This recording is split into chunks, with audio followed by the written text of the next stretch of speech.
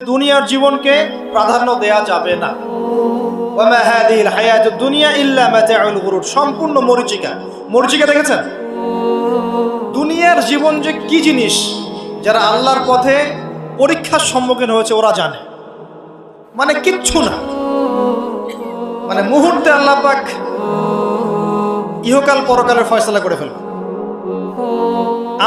আমরাও বুঝবো, এটা আমরা বুঝবো না এমন নয়। ইয়াং ছেলে রাস্তায় যাচ্ছে, বাইক নিয়ে খুব দাবরানি দিচ্ছে, আছে না? হঠাৎ অ্যাক্সিডেন্ট, ডেড, স্পট ডেড। এটা দুনিয়ার জীবনটা।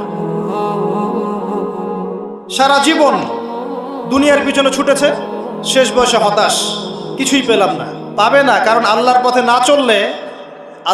না চললে শেষ বয়সে গিয়েও কিছু পাবেন না। যন্ত্রণা, হতাশা, গ্লানি ছাড়া। তখন দেখবেন আত্মহত্যা করে শেষ, ডেড। দেখবেন অনেক প্রতাপশালী বাচ্চা বড় বড় লেকচার দিচ্ছে, হঠাৎ রাস্তায় হাঁটতে হাঁটতে ডেড। সারাদিন রাত জেনা করেছে, মদ খেয়েছে, জেনা ছড়িয়েছে সমাজে, নগ্নতা, অশ্লীলতা ছড়িয়েছে, ভাইরাস মহামারী দিয়ে শেষ। দুনিয়ার জীবন কি জীবন! চোখের সামনে অহরহ এগুলো ঘটনা দেখছি আমরা। যাচ্ছে খুব সাদা আহ্লাদ করে, বর বিয়ে করতে যাচ্ছে, কার অ্যাক্সিডেন্ট, শেষ, ডেড। কিছু সাহাবী তো এমনও ছিলেন, বদরের যুদ্ধ করতে এসেছেন, হাতের মধ্যে কিছু খেজুর আছে, খেজুর খাচ্ছেন, খোরমা খেজুর খাচ্ছেন। তখন নবী সাল্লাল্লাহু আলাইহি ওয়াসাল্লাম দাঁড়িয়ে ভাষণ দিচ্ছেন যে ওয়াসাবিকু ইলা মাগফিরাতিম মির রাব্বিকুম ওয়া জান্নাহ। ওই যে আয়াতটা আছে, তোমরা এগিয়ে চলো তোমাদের রবের ক্ষমার দিকে এবং জান্নাতের দিকে। আরদুহা কাআরদিস সামাই ওয়াল আরদ, যার প্রশস্ততা আসমান এবং জমিনের সমান। সাহাবী খেজুর খেতে খেতে খেজুরটা ফেলে দিলেন। আরেকজন সাহাবী জিজ্ঞাসা করলেন যে খেজুরটা ফেলে দিলেন কেন?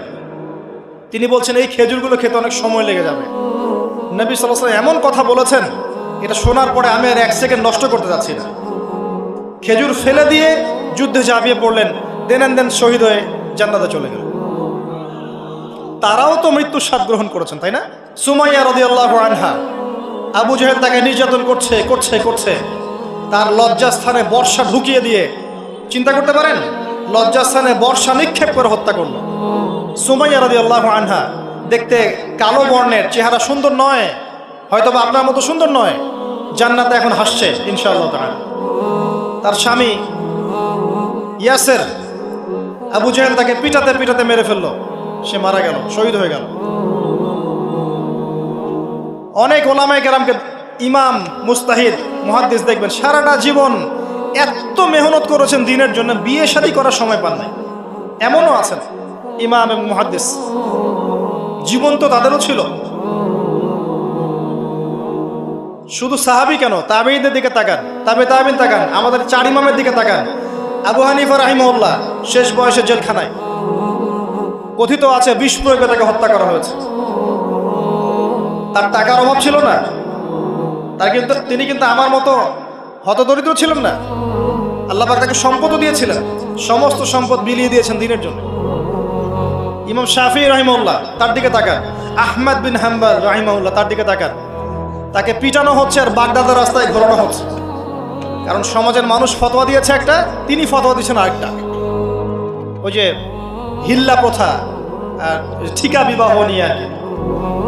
তিনি বলছেন ইলামু ইয়া আহলা বাগদাদ, হে বাগদাদের মানুষরা জেনে রাখো যে আমি কোশ্চিনকালেও এই প্রথাকে জায়েজ করলাম না।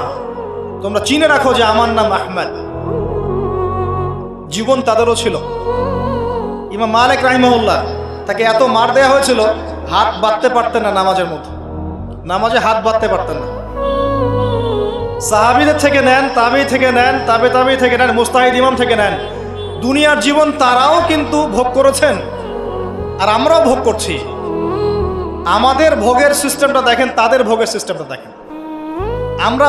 আমরা বাঁচছি দুনিয়ার জন্য, তারা বেঁচেছে পরকালের জন্য। আমরা দুনিয়ায় বাঁচছি দুনিয়ার জন্য, দুনিয়ার একটা চাকরি, একটা ব্যবসা, একটা পরিবার, একটা স্ট্যাটাস, বাড়ি গাড়ি, টাকা কড়ি, সম্পত্তি, এগুলোর জন্য। কিন্তু তারা বেঁচেছেন আল্লাহর জন্য, পরকালের জন্য। যে ব্যক্তি দুনিয়ার জন্য দুনিয়া করে, আল্লাহ পাক তাকে ইহকাল পরকাল দুটোই নষ্ট করে দিবেন। যে ব্যক্তি পরকালের জন্য দুনিয়া করবে, আল্লাহ পাক তার দুনিয়া গুছিয়ে দিবেন, আখিরাতও গুছিয়ে দিবেন ইনশাআল্লাহ। প্রথম কথা হচ্ছে এই যে দুনিয়ার জীবনকে প্রাধান্য দেওয়া যাবে না। দুনিয়ার জীবনের প্রতিটা কাজ আপনি একটা উদ্দেশ্যই করবেন, সেটা হচ্ছে আল্লাহ সন্তুষ্ট। বিয়ে শাদী করেছি কেন? আল্লাহর জন্যে। পরিবার গঠন করেছি কেন? আল্লাহর জন্যে। সন্তান নিয়েছি কেন? আল্লাহর জন্যে। দিন শিখেছি কেন? ইলম শিখেছি কেন? আল্লাহর জন্যে। চাকরি কেন করি? আল্লাহর জন্যে। প্রতিটা কাজ ইবাদত হবে যদি আপনি মুহাম্মদ সাল্লাল্লাহু আলাইহি ওয়াসাল্লামের তরিকা মেনে চলেন। ওমা খালাকতুল জিন্না ওয়াল ইনসা ইল্লা লিয়াবুদুন, শুধুমাত্র ইবাদত করার জন্যই আল্লাহ পাক জিন এবং মানুষ জাতিকে সৃষ্টি করেছেন। আপনাকে আল্লাহ পাক এই হায়াতটা দিয়েছেন। এখন বাকি সময়টা চিন্তা করেন, আগামী 30-40 বছর কিভাবে কাটাতে চান? দুনিয়ার জন্য বাঁচবেন না আল্লাহর জন্য বাঁচবেন? যদি আল্লাহর জন্য বাঁচতে চান, সর্বশেষ হেদায়েত আল কোরআন এবং সর্বশেষ নবী মুহাম্মদ সাল্লাল্লাহু আলাইহি ওয়াসাল্লাম, এর বাইরে কিচ্ছু নাই ভাই। সারা দুনিয়ার মানুষ মিলে যদি বলে যে কোরআন সুন্নাহর মধ্যে আছে সুদ হারাম, কিন্তু সুদ হালাল হালাল হালাল, কোশ্চিনকালে হালাল হবে না।